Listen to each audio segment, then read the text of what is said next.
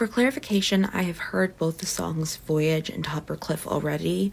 I've even spoken about Topper Cliff on the channel before if you would like to hear more of my thoughts, as I will not include everything here.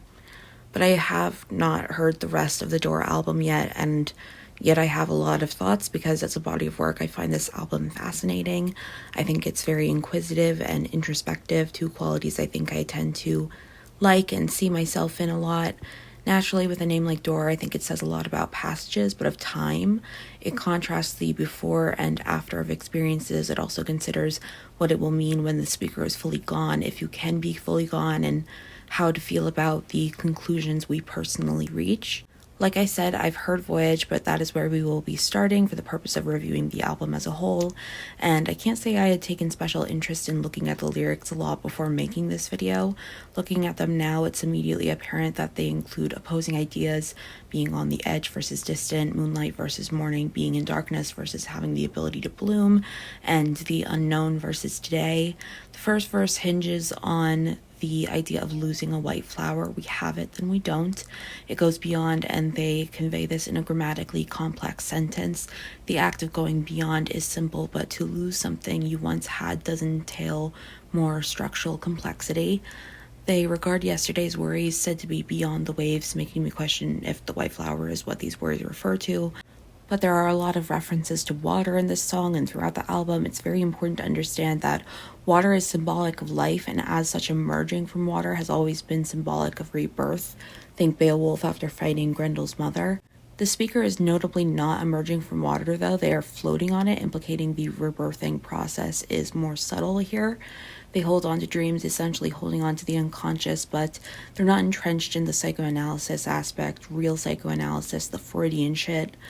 The lineation in the pre-chorus also contrasts giving weight to things that might otherwise seem more simply lyrical versus then ending, stuffing the line, finding so much in the place and the moment. And they say they sit on the waves, this strange image compared to the typical walking on water. In the chorus, we go up and down, more so part of a process than being particularly symbolic. This is the process of being alive, of being safe in daily life to go on and be able to rebel as they want. They are commanding, but not including a subject does not mean the writing is not imbued with character. Even though the we isn't introduced in an independent clause, just in being like something else, it is important they treat abstract quality as something of a baseline understanding. Talking about ringing the bell also feels like a crossing the bar illusion, and they use the unknown as a motif, but the unknown is more of a conceptual thing than part of the process. Talking about being a point and becoming a line, they really take the most basic concept and make it inspirational.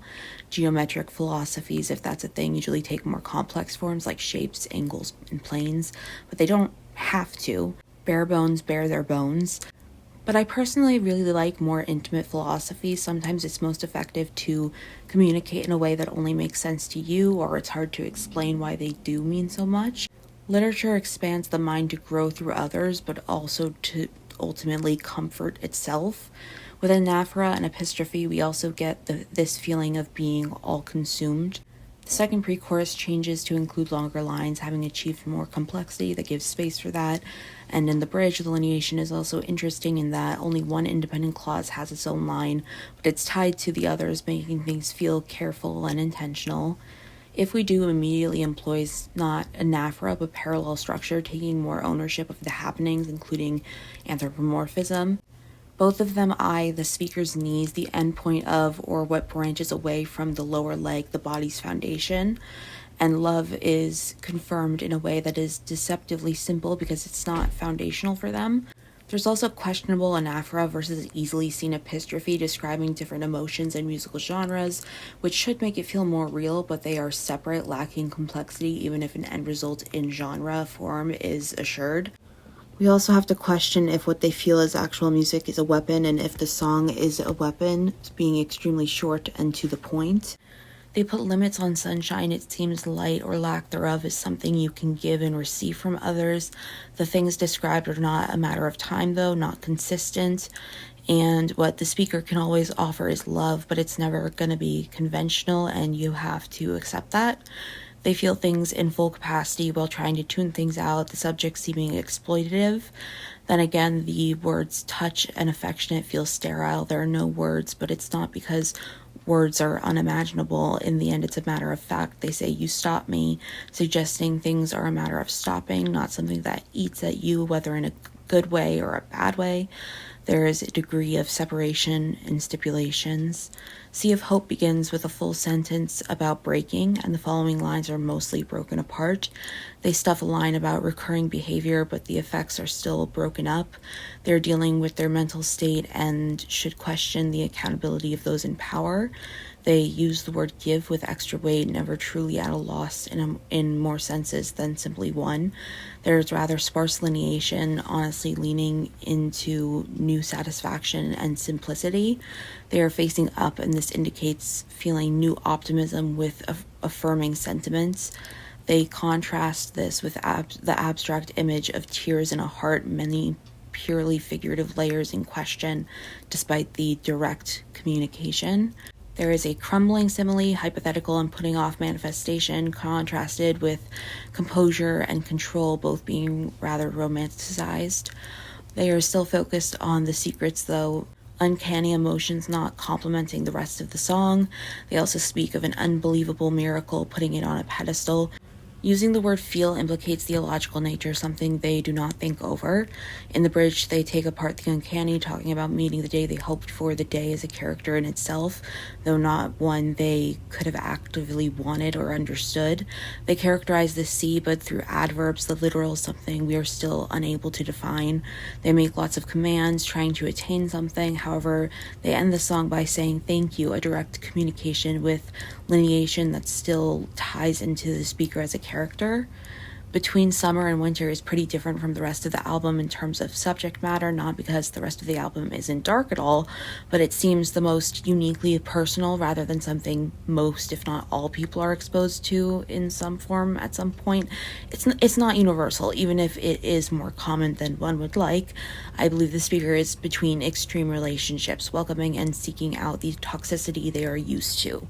They are supposedly not defined by extremes, and it is important to set up the origins and question here, not taking time to wait, but actually holding on to the past. Lineation is sparse, but with full thoughts, suggesting the speaker is still in touch with the feelings described. They try to convey acceptance while speaking in hypotheticals, though, and the word swallow really indicates a bodily connection, like the pain they describe. In meeting Winter, though, they are finally able to meet day, and that will potentially bring hope.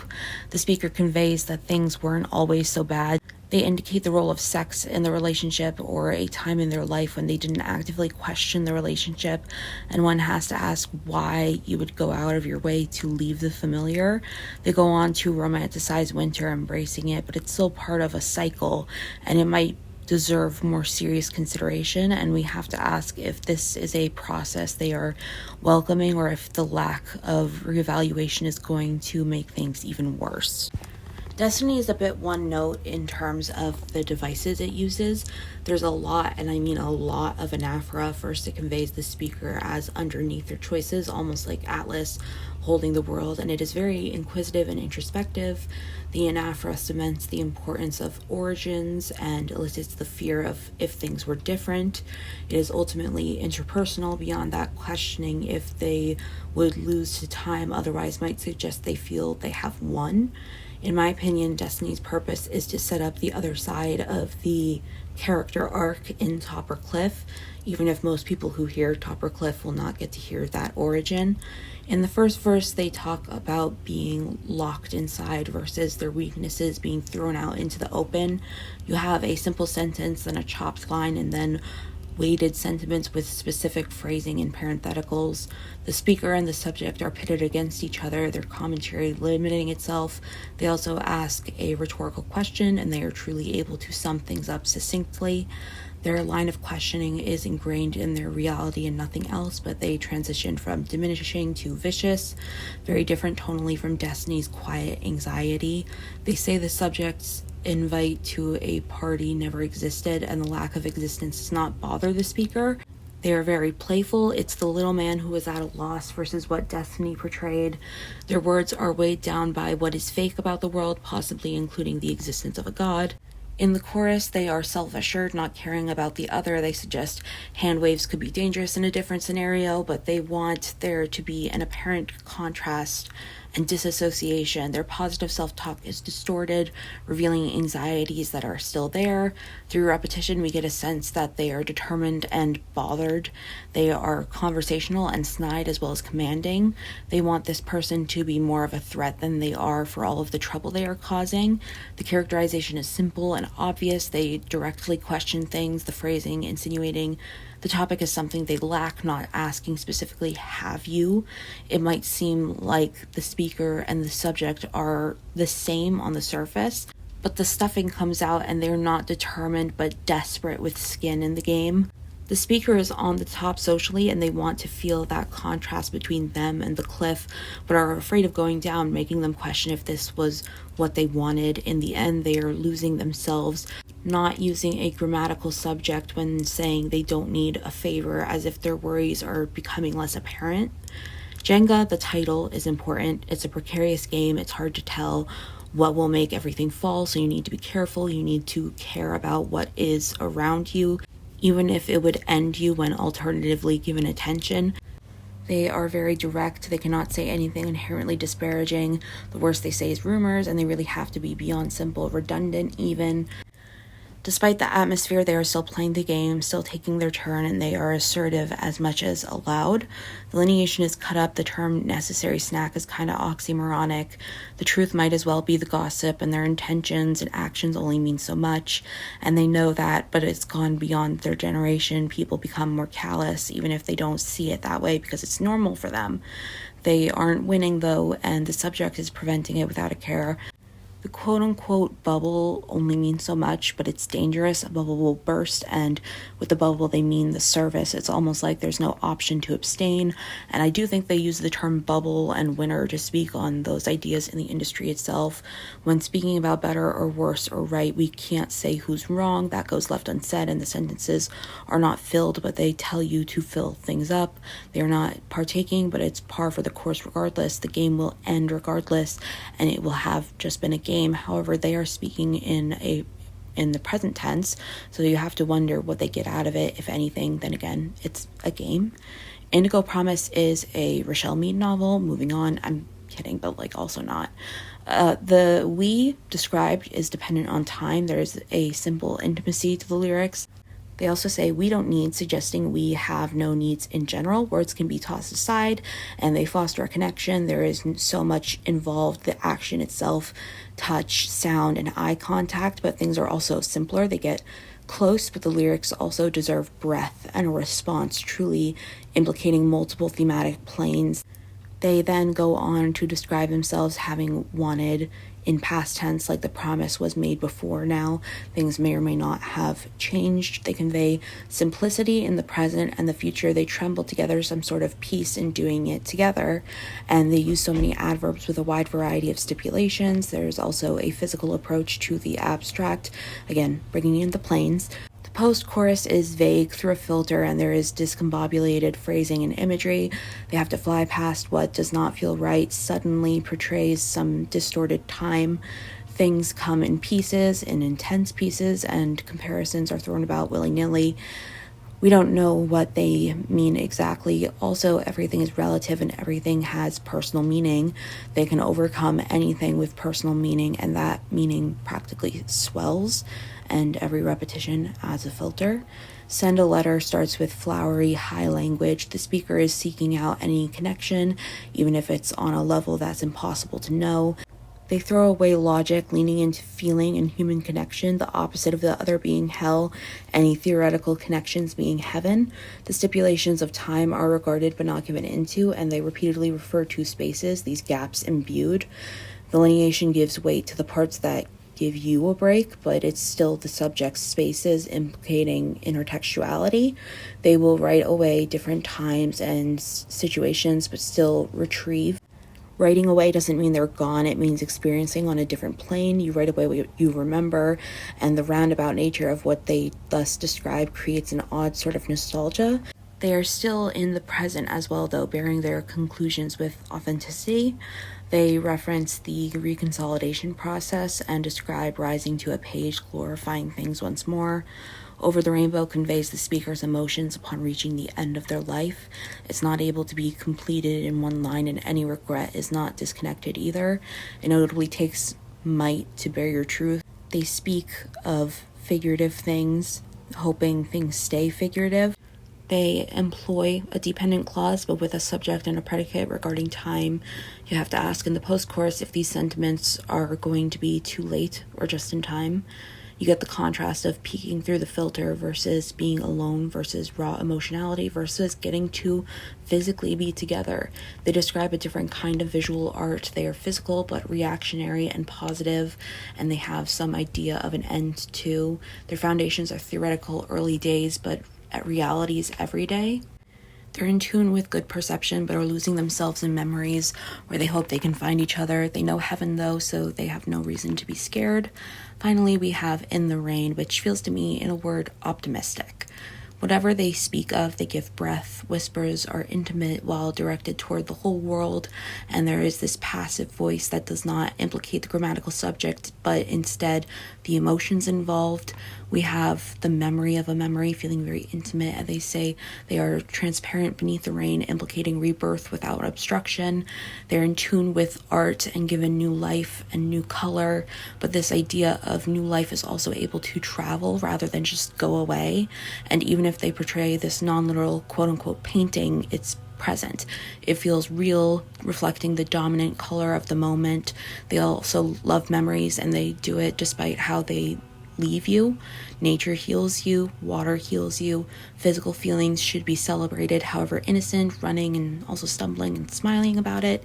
They have this dependence to light portrayed in a grammatically complex sentence, despite the conclusion being cyclical. Water, as well, is healing a world that did not understand water but is now a follower of it. We interpret echoes as we will, but in the context of love, water is not all about cleansing. It should be about celebration. Those are my thoughts. I'm gonna listen to the entire album, and hopefully I'll have a little bit but not too much to say, because I hope I'll be surprised, at least genre wise or something. But this is also a long ass script. Okay, I'll be right back. So I gave myself a little bit of a break between doing my analysis, listening to the album, and now recording my reaction, just because I was literally in tears.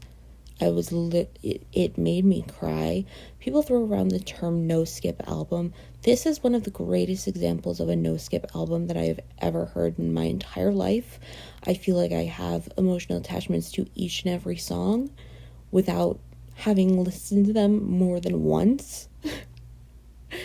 I don't know how that's possible. I think part of it is Sejeong's voice is just so beautiful. Maybe it's because she's such a great actress, but the emotionality makes you, if you consider yourself a singer, I would like to know, if you listen to these songs, does it remind you of why you love singing? Is that the common experience? Is that just my experience? Because that was what I felt, overwhelmingly so. I think a lot of my interpretations were very wrong. Probably my favorite song on the album was Destiny, which I had the least to say about in terms of my analysis. So I'm feeling a lot of feelings. And it's not that I didn't think I would have a strong emotional attachment. It's not that I didn't think I would have a strong emotional reaction to it. I just didn't expect me to literally be in tears and be unable to articulate myself, when that's usually something I don't struggle with that much. I want to do this again. I want to do this series with another full album. So if you have any recommendations, I would really like to hear them.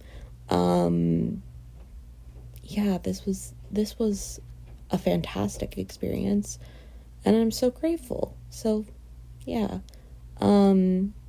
If you would, I would appreciate if you left a comment, just because it helps with my self-esteem. Me and my girlie's gonna party till it's early, so I have to go. But thank you for watching.